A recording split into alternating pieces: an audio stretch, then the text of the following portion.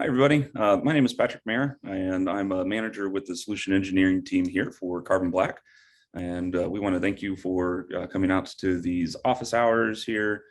The topic for today is going to be tuning rules for Carbon Black Cloud, and specifically for our endpoint protection spot, sometimes called Endpoint Standard, or otherwise known as our next-gen AV.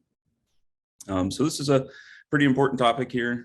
As you'll know, we do provide some policies that are straight out of the box here that are good for you to be able to get started with. But there are a few things that we need to be able to go through and get tuned for you. So that way we make sure that you don't have any problems in your particular environment. So for the agenda here today, we're going to be taking a look first at reputation priority, because this is going to be pretty important as to how you build your policies. So with reputation, we're going to talk a little bit about how files are analyzed, what we score them as, and in what order we will review them. And then we're going to talk a little bit about two kind of important policy tuning items. So what do we want to do just for general testing or for general concerns? And then more specifically, what do we need to focus on when we're targeting out ransomware?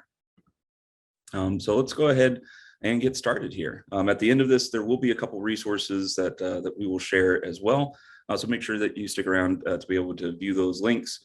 And we'll make sure that this whole presentation is packaged up so that way you can go through and review this at any time. All right, so hopping right into reputation priority. So one of the nice things about what we do with our next-gen AV is that we include reputation as a part of every detection.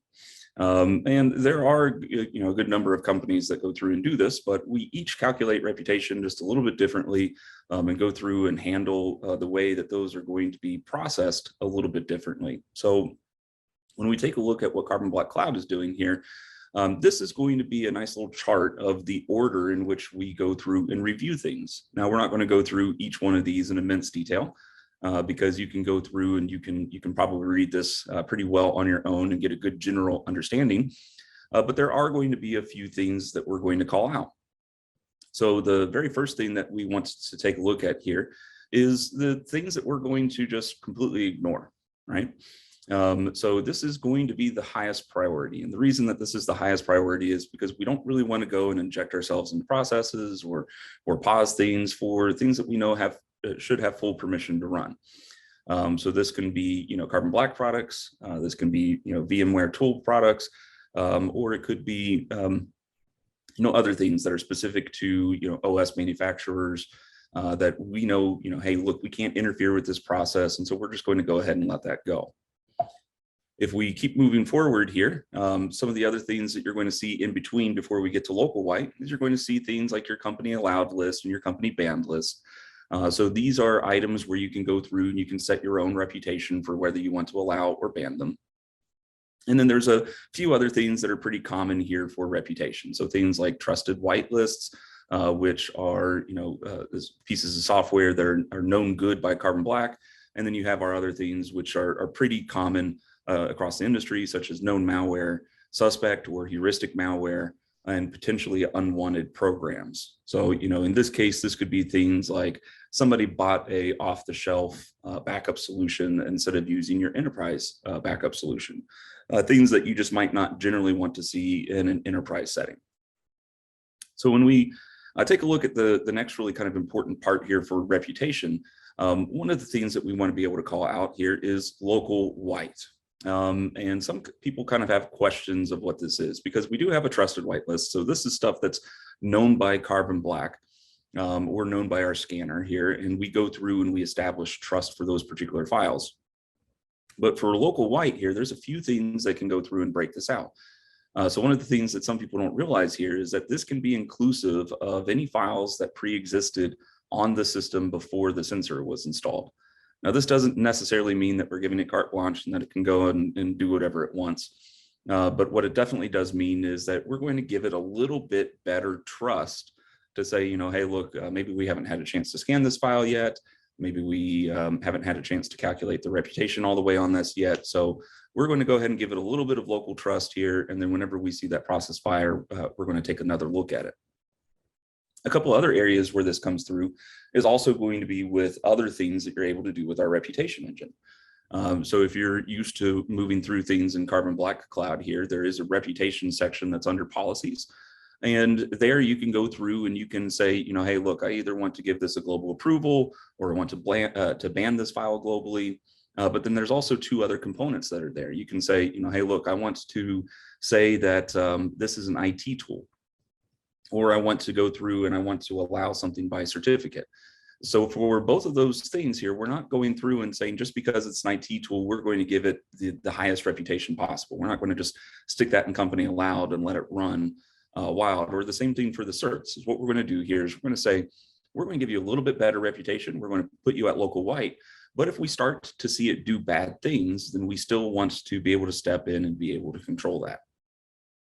And there are a couple links here that you can go through and follow on how you would be able to utilize IT tools, or how you can utilize certs for going through and tuning your policies. So that way you're not getting so many false positive alerts, or that way you're establishing trust so that files that are written by a legitimate IT tool like SCCM or things like BigFix have a bit of a more even ground to be able to stand on, and we don't really impact our users so much. So moving on here, we're going to talk about the two here at the bottom, and this does cause a little bit of confusion for some people, but hopefully after the explanation here, we'll be able to go through and clean this up. So when you're taking a look at our policies, there is a spot in the policies, which we'll actually see here in a couple slides, where it says, well, what do we want to do whenever we see a not listed application? And what do we want to do whenever we see an unknown application? And sometimes that's confusing to people. Like, why do we have something that's not listed and we have something that's put out there as unknown? And really, it just kind of comes down to the nomenclature that we're using. So when we're talking about something that's not listed, we're saying that we've never seen this hash before, right? So it could be a file that you just generated. It could be a file that somebody just pulled down off the internet that for some strange reason we haven't seen before, or any of our other reputation sources haven't seen before. And it's not completely unusual to see a not listed application, but it's not something that we run into very often. And so what this means here is just, our cloud hasn't seen this before. The scanner doesn't know it particularly as bad. So we're going to go ahead and list this as a not listed application, but we're going to give you the tools to be able to control what a file that's never been seen before can go through and do. So when we come down here and we talk about unknown, the big variation here between not listed and unknown is for not listed, we got an answer back. And that's really important to remember, right? So we were able to communicate with the cloud and we got an answer back, or our scanner was able to go through and scan this and we got an answer back that said, hey, look, I don't have any proof that this is bad from either resource, so it's not listed.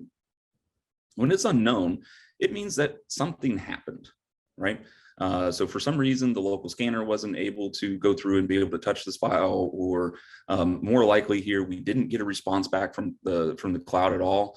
So, this could be that a file was, put on a system and that system doesn't have, Wi-Fi, or doesn't have an internet connection, or maybe you're on a plane and, you have your system in airplane mode and you're executing a file for the very first time. There can be reasons that something will go through as unknown. And for anything that we mark through as unknown, it doesn't keep that reputation forever. So basically what it means is at the moment that you tried to execute it, for some strange reason, we didn't get a response back from any of our resources. We don't know if it's listed. We don't know if it's not listed. So we classify that as unknown. And what will happen is those files will attempt to be analyzed again at the next time that it communicates. And it will keep trying to do that until we're able to get some type of reputation for that file, even if it's not listed or any of the ones above it. So hopefully that kind of helps. Because this is really critically important for going through and making sure that your policies are properly tuned, and to make sure that you're not opening yourselves up to any particular types of attacks. All right, so moving forward here, let's talk a little bit more about just going through and tuning our policies. And one of the things that's always kind of really appealed to me here with Carbon Black is that we make that pretty simple to do. So the large portion of your policy is all going to be on one particular screen.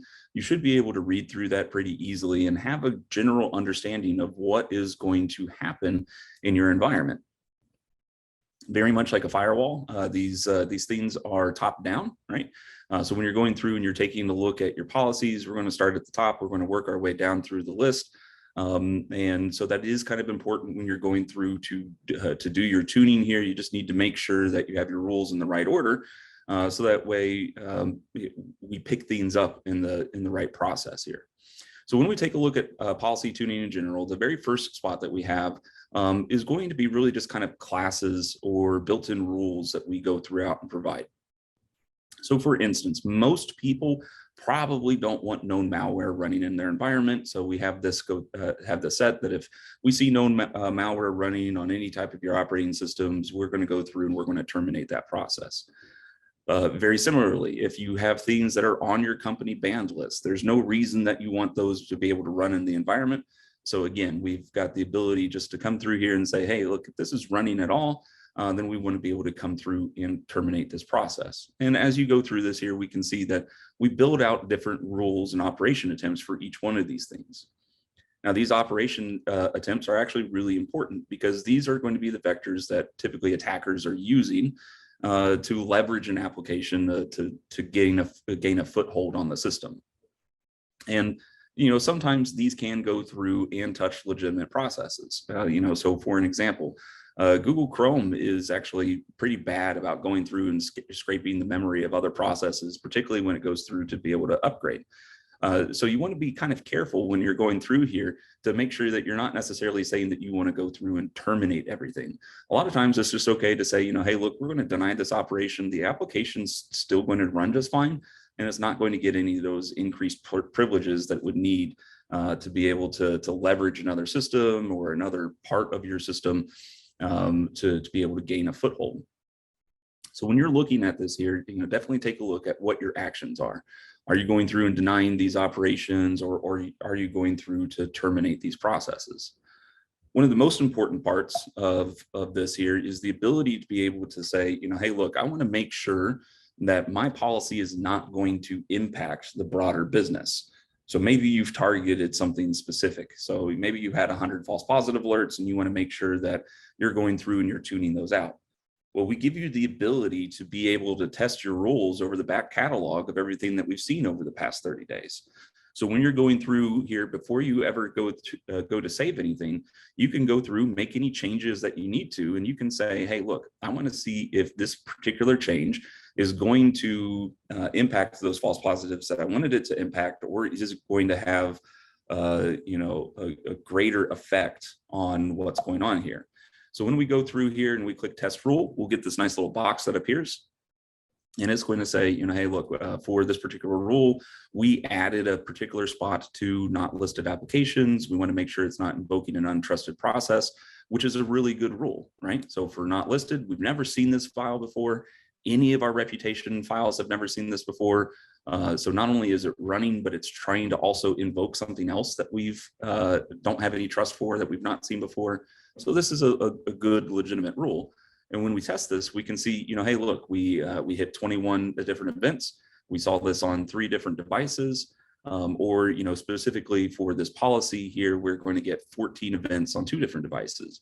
And in both cases here, you can go through and you can click on that to be able to see what policies, or I'm sorry, what events would have been triggered by this particular policy, and see if that takes care of either your false positive or your false negative, and remediates that situation for you. So do try to use this any chance that you can get, because it's one of the real big difference makers with the way that we do policy management.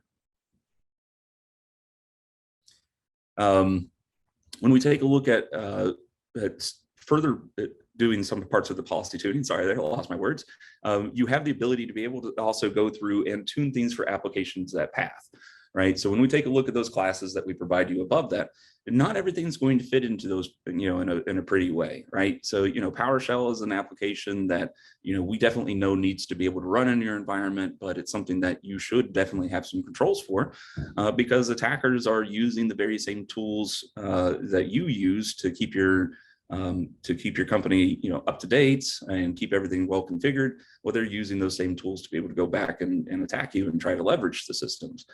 So is what we give you the ability to do here is to be able to go through and point out any application at path. And you can do this in a variety of ways. You can call out an application explicitly. So you can say, hey, look, it's this executable running from, this location, and you can give it the full location path. Or you can do these wildcards that we have. So in this case here, we're saying, look, we're looking for PowerShell to run from any directory. And we're also looking for either the 32-bit or the 64-bit version of it. And very similar here to Python, right? So we're looking for this to run from any directory. And you can go through and you can divide this up however you want. So you could have, as long as it's running from any directory, and then have a folder, and then any subdirectory, and then an executable. So you can get very, very granular with this if you need to, or you can get very, very general with this if you need to. We could go through and we could clear parts of this out, and we could say, hey, look, we're just looking for any instance of Notepad, right? One of my favorite rules here is to take a look for system tools that don't typically communicate to the internet. And we can come through here and we can say, hey, look, we're looking for any instance of Notepad that is communicating across the network, because these are things that just generally shouldn't happen. And so very similarly, like the rest of the rule sets here, you have the ability to be able to go through and say, what particular controls are we looking for? And you can go through, you can build these out here. And like I said at the last screen here, you can go through and you can test the rule just to make sure that you're not going to have any broader impact on the company. So that's all fine and well here, but when we're looking at being able to control ransomware, there are a few things that we need to be able to keep in mind. So one of the things that I really want to go ahead and do is, I'm just going to go ahead and build this out here. Oops, a little bit too far. Is we need to keep in mind that there is a rule for performs ransomware-like behavior. So there is the ability to be able to go through and say, hey, we want to look for this behavior from any particular type of application. But it should also be noted that in every case here, you need to be able to terminate this process. And that is the only option that we give you for this particular rule set. So typically when you're looking through things, you'll have the ability to say, hey, I either want to deny the operation or terminate the process. But keep in mind that for ransomware, denying the process actually accomplishes nothing, because it will just keep on moving and it will move to the next file, to the next operation, whatever it needs to do. So for all of these things, it's highly advised that you make sure that each one of these rule sets, if we see any ransomware-like behavior, that you go through and you terminate that process. And then very similarly here for the applications at path, we can build this out for any particular application that you want to. Now, one of our groups here has gone through and is, so right here, you're going to notice that it says extensions. And we've built out a list of extensions that you can actually use to be able to go through and build out a list like this. And this, what it's going to do is it's going to say, hey, if we see anything from these common attack items that's performing ransomware-like behavior, instead of having extensions here, you would just have everything listed out. Now, we just put them down here at the bottom part of this because obviously listing all those out here in the box wasn't going to be readable. It wasn't going to be usable here for you.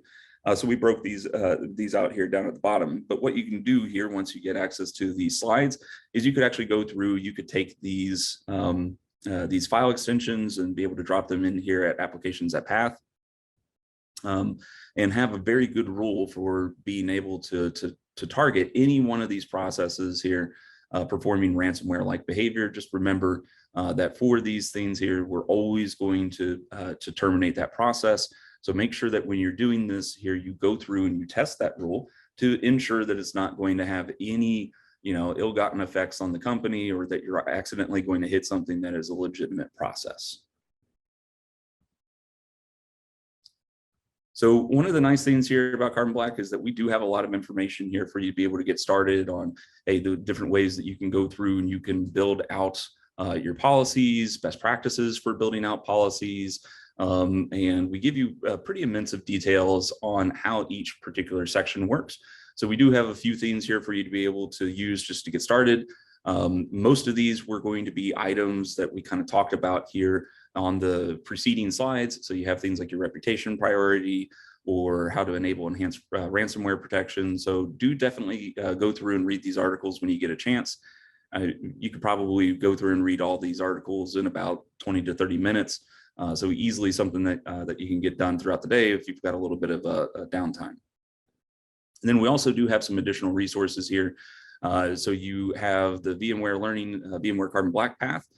So I believe this is actually out on a tool set that we have that's called Tech Zone, something that's free to anybody. If you can hear this, you can get out to our Tech Zone site, where we have very detailed paths where you can go through and learn this for not only our endpoint standard stuff, our next generation AV stuff, but you can also learn for our other components such as enterprise EDR and audit remediation. We do also have professional services that are available, user groups that are happening in each particular region. So if you don't know about a user group that's in your area, feel free to reach out to your either Carbon Black or VMware representative, and they should be able to get you in touch with the person who's running the user groups for your region to let you know where and when the next one will be. And then lastly here, we always have that VMware Carbon Black community. And so this is a great community. I see lots of questions get posted all the time. A lot of times our users are just as active as our employees on going through and making sure that questions get answered in a timely fashion. So with that, I just do want to say thank you here for giving us 15, 20 minutes of your day here today. Hopefully everything worked out well. If you have questions that came up as part of this, again, feel free to reach out to either your VMware or your Carbon Black representative and say, hey, look, we listened to this presentation, but we have a few questions on policy tuning, and we will make sure that we get somebody there to get those questions answered for you. I hope you guys have a great day, and we'll be here for you if you ever need us. Thank you.